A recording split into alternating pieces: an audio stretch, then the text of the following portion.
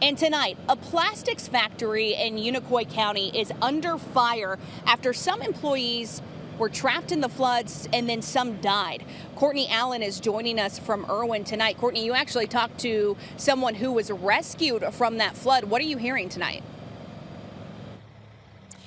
Casey, the road to the plastics plant is closed, but we did talk to an employee who says he was swept away by the floodwaters. He was able to make it to the top of a semi-truck to get to higher ground. He believes, though, that this all could have been prevented if the company acted sooner. This was the moment Jacob Ingram was rescued by a helicopter, waiting as others were hoisted up. Only 5 of us made it. He says he was with co-workers from Impact Plastics Friday. They'd been at the factory that day when Hurricane Helene floodwaters came through.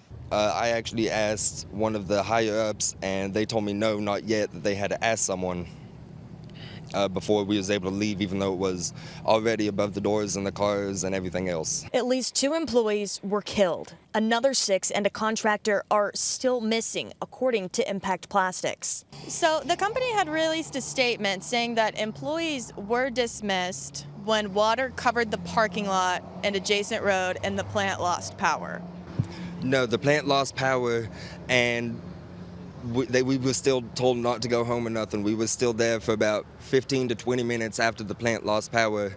Ingram believes those 20 minutes could have saved lives. Impact Plastics says most employees left immediately, but some remained on or near the premises for unknown reasons. So you're saying you're one of the last people that saw them?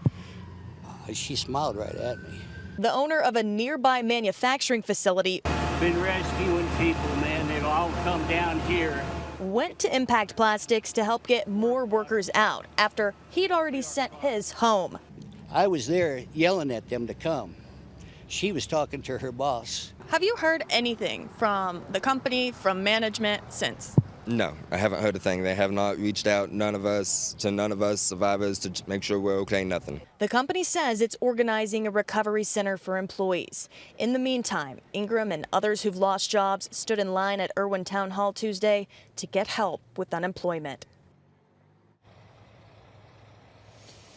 Impact Plastics says that senior management was the last to leave the factory and that they sought emergency responders to help those left behind. We have their full statement up right now on the WVLT app. Casey?